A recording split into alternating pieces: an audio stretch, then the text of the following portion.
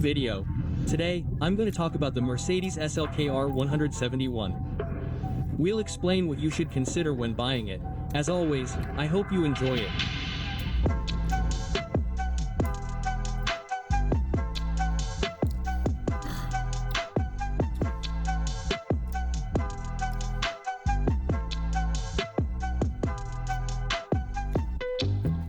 For about a year now, I've had the SLK here as a pre-facelift, or pre-facelift, from early 2005 with the 204-cylinder compressor.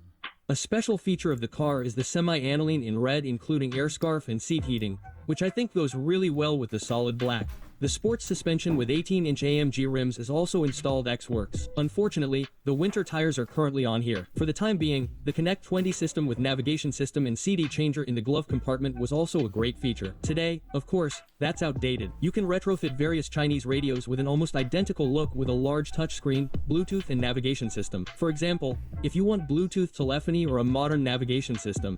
But let's get to the strengths and weaknesses of the model. Rust is not really an issue with the 171. Quite the opposite of its predecessor. Although this SLK is almost 18 years old, the fenders, doors and trunk lid are rust-free. The only spot I found is a small rust bubble in the crease of the driver's door. Sometimes the trunk and the area of the tail lights is also a problem area. The stiffening struts on the underbody can be rusted. However, they are usually not worn through, and if they are, it is not a big deal to replace or repair them. Even though the all clear has been given here, always take a close look at the vehicle. Unfortunately, the 171 also has problems with rusted through rear axles, just like the 204 or 212. However, Mercedes also covers the replacement of the rear axle in the SLK as a whole under the terms of a goodwill policy, so that you do not have to pay anything extra, even if you have high mileage and do not have a service booklet. This SLK here has also already had a new rear axle. This is usually only noticed during the general inspection. However, Mercedes only carries out the replacement when it is already too late and not as a preventative measure. The work carried out by Mercedes always costs around 2,500 euros. However, no one knows whether this manufacturer's goodwill will ever end.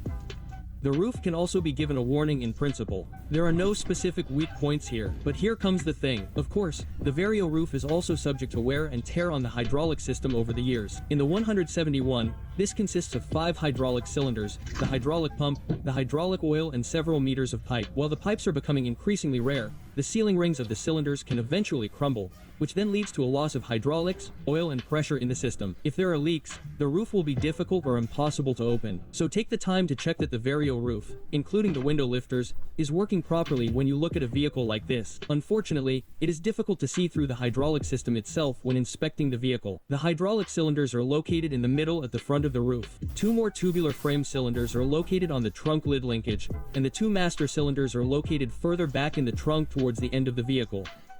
The hydraulic pump including the oil reservoir is located on the trunk wall. All of these components can only be accessed with some effort. However, you can generally do the repairs yourself and can find a lot of good documentation on the internet. If you need to repair the cylinders, you can either buy ready-made sealing rings and install them yourself or send the relevant cylinders to a specialist company that specializes in repairs. This will cost around 100 euros per cylinder, while a new cylinder from Mercedes can cost 300 euros to 450 euros. Another issue with the roof is the seal. Check whether you can find any traces of water in the interior, e.g. under the floor mats, or take it to the car wash if you have an SLK. Seals generally last a long time, but can also tear or slip at some point, e.g. at the joint between the A-pillar and the roof. Speaking of the A-pillar, there have been isolated reports of broken cables that then disable the control of the roof electronics.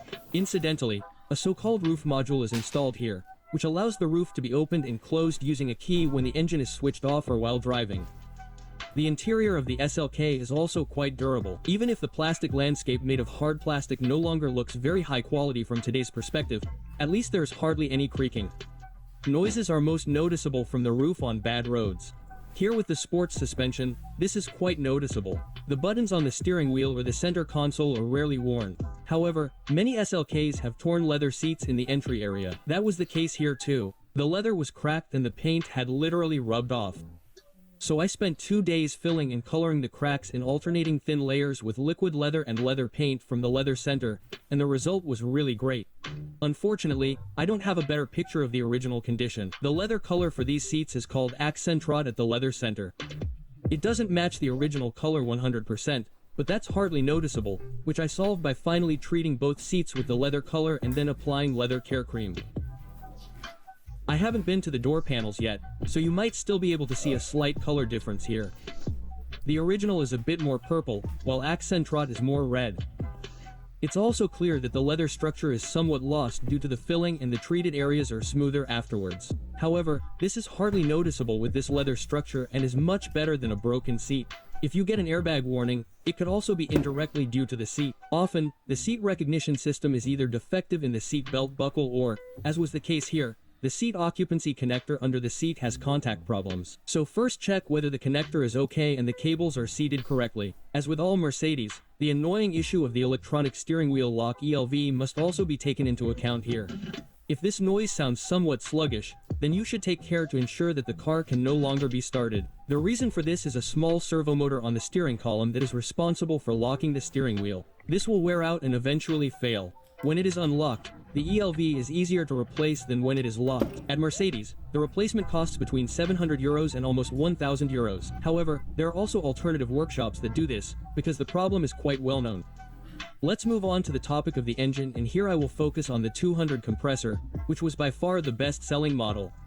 It is based on the M271, which is actually a solid engine. However, the engine has two known weak points. Number one are problems with the timing chain, which can become longer with increasing mileage, which can be heard quite clearly during cold starts as a rattling or clattering. This SLK here also has this. This is a cold start after 2 months of idle time and 0 degrees outside temperature.